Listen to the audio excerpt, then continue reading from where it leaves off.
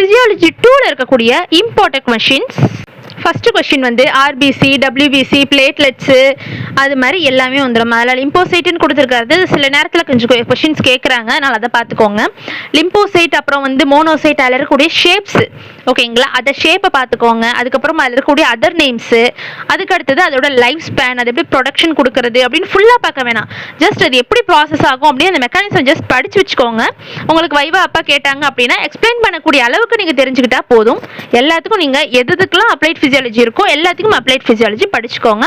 Time இல்லாதவங்க WBC, RBC, platelet இது மூணுத்துக்கு மாதிரி நீங்கள் அப்ளைட் ஃபிசியாலஜி பார்த்து வச்சுக்கோங்க. Question number 2. இதில் ஹார்மோன்ஸு, இப்போ தைராய்டு ஹார்மோனு, பேராதைராய்டு ஹார்மோன், அதோட நார்மல் வேல்யூ டெஸ்ட்டு. இப்போ தைராய்டு இருக்குது அப்படின்னா T3 எப்போ எடுக்கணும், T4 எப்படி இருக்கணும், அப்புறம் THSனா என்ன, அதோட ஃபுல் ஃபார்ம், இது மாதிரி பேசிக்கான விஷயம் மட்டும் கூட இங்கே பார்த்துக்கோங்க. அதுவே உங்களுக்கு ரொம்ப யூஸ்ஃபுல்லாக இருக்கும். அதுக்கு அடுத்தது வந்து ஃபங்க்ஷன்ஸ், அது ரொம்ப முக்கியம். ஆல்ரெடி உங்களுக்கு ஃபிசியாலஜி 2 இம்பார்ட்டன்ட் கொஷின் வீடியோவில் நம்ம சொல்லியிருப்போம்.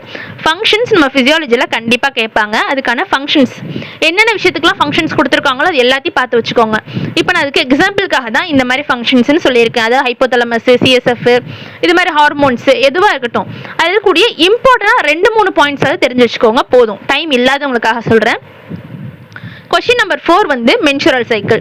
இதில் இருக்கக்கூடிய பிரேசஸ், அதுக்கப்புறம் அந்த பிரேஸ் வந்து என்ன டியூரேஷனில் இருக்குது, 1 to 5 days வந்து என்ன பிரேஸு, அப்புறம் 5 to 14 வந்து என்ன பிரேஸு, 14 to 18 இல்லை 14 to 28 இதெல்லாம் என்ன பிரேஸு அப்படிங்கிற மாதிரி தெரிஞ்சு வச்சுக்கோங்க. நீங்கள் படிக்கக்கூடியது இவ்வளோதான். கொஷின் நம்பர் 5 மசிலில் இருக்கக்கூடிய அதோட மெக்கானிசம், ஓகேங்களா, அதை நீங்கள் பார்த்து வச்சுக்கோங்க.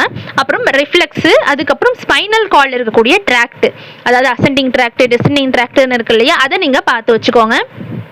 நம்பர் 8 இதில் வந்து லிவரோட ஃபங்க்ஷன்ஸு, அதுக்கப்புறம் 9th வந்து ஸ்கின்னோட ஸ்ட்ரக்சர், அது வந்து ரொம்ப முக்கியமான கொஷின், அதை பார்த்துக்கோங்க. அதுக்கப்புறம் வந்து கார்டியாக் சைக்கிள், அப்புறம் யூரின் அவுட்புட்டு, ஸ்லீப்போட அந்த ஃபிசியாலஜி ஆஃப் ஸ்லீப்பு, செல்லோட ஸ்ட்ரக்சர், ஓவரால் ஸ்ட்ரக்சர் இருக்கு இல்லையா, அதை நீங்கள் பார்த்து வச்சுக்கோங்க. ஓவராலாக இவ்வளவு தான் நம்ம ஃபிசியாலஜி 2ல இருக்கக்கூடிய கொஷின்ஸு. வேறு ஏதாவது உங்களுக்கு வீடியோஸ் வேணுனாலும் இல்லை வேறு ஏதாவது அகாடமி பற்றியோ இல்லை புக்ஸ் பற்றியோ எந்த குவரிஸ் இருந்தாலும் நீங்கள் கீழே கமெண்ட் பண்ணுங்கள். நம்ம மென்டர்ஸ் உங்களை கைட் பண்ணுவாங்க. தேங்க்யூ ஃபார் வாட்சிங்.